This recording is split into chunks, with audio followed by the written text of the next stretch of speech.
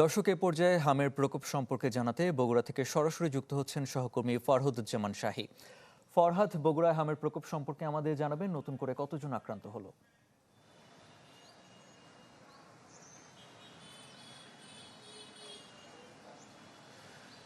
আরেফিন, আসলে বগুড়ায় হামের পরিস্থিতি যদি আপনাকে আমি জানাতে চাই, তাহলে গতকাল পর্যন্ত বগুড়ার বিভিন্ন হাসপাতালে মোট ৩৭৩ জন রোগী হাম এবং হাম উপসর্গ নিয়ে তারা ভর্তি হয়েছিলেন। এর মধ্যে এখন পর্যন্ত মোট ৯ জনের মৃত্যু হয়েছে। তার মধ্যে ৭ জন হলো হাম উপসর্গে এবং ২ জন নিশ্চিত হামে ২ শিশুর মৃত্যু হয়েছে। যারা এর মধ্যে যাদের রিপোর্ট যাদের ঢাকায় প্রেরণ করা হয়েছিল তাদের মধ্যে মাত্র ২ জনের নিশ্চিত হাম এসেছে, বাদবাকি কিন্তু হাম উপসর্গে মৃত্যুবরণ করেছে।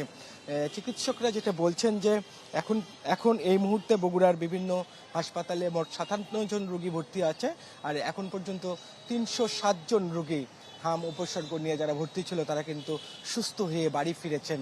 এবং আপনি জানেন যে দীর্ঘদিন ধরে এই কথা হচ্ছে যে হামের টিকা ঠিকমতো না দেওয়ার ফলেই আসলে বাংলাদেশে হামের প্রকোপ শুরু হয়েছে, এবং সেখান থেকে রক্ষা পাওয়ার জন্য গত মাসের এপ্রিল মাসের ২০ তারিখে সারা দেশে হামের টিকাদান কর্মসূচির উদ্বোধন করা হয়েছিল এবং বগুড়ায় হামের টিকাদান কর্মসূচির উদ্বোধন করেছিলেন প্রধানমন্ত্রী তারেক রহমান, এবং সেটি এই মাসের অর্থাৎ মে মাসের ১০ তারিখ পর্যন্ত চলবে। আজকেও আমরা আছি বগুড়া মোহাম্মদ আলী হাসপাতালে, যেখানে হামের ইপিআই টিকাদান কেন্দ্র। এখানে কিন্তু হামের টিকা দেওয়ার জন্য সকাল থেকে আমরা দেখতে পাচ্ছি যে অভিভাবকরা তাদের সন্তানদের নিয়ে আসছেন, এবং সবার মধ্যে যে একটা উদ্বেগ আছে হামের টিকা নিয়ে এবং হাম উপসর্গ নিয়ে, সেখান থেকে এই হামের টিকা কর্মসূচি শুরু হওয়ার পরে কিছুটা কিন্তু মুক্ত হয়েছে। সিভিল সার্জন অফিসের কর্মকর্তারা বলছেন বগুড়ার এই হামের এই টিকাদান কর্মসূচি মোট ২০ দিনের ১১ কর্মদিবসে মোট ৩,৬৫,০০০ শিশুকে হামের টিকা দেওয়া হবে, এবং এটা যদি সুষ্ঠুভাবে সম্পাদন করা যায় তাহলে হামের যে প্রকোপ সারা দেশে, সেখান থেকে বগুড়া কিছুটা ভালো অবস্থানে আছে,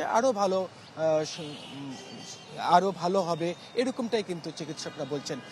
এখন আমরা যে হাসপাতালে আছি মোহাম্মদ আলী হাসপাতালে, এই হাসপাতালেও কিন্তু মোট ৮ জন রোগী ভর্তি আছেন, এবং শহীদ রহমান মেডিকেল কলেজ হাসপাতালে ৪২ জন রোগী ভর্তি আছেন, এবং গতকালকেও কিন্তু মোট ১৫ জন রোগী বগুড়ার বিভিন্ন হাসপাতালে কিন্তু তারা ভর্তি হয়েছেন, এবং গতকালকে মোট ১৫ জন রোগী ভর্তি হয়েছেন, এবং গতকাল বগুড়ার বিভিন্ন হাসপাতাল থেকে ১১ জন রোগীকে রিলিজ দেওয়া হয়েছে।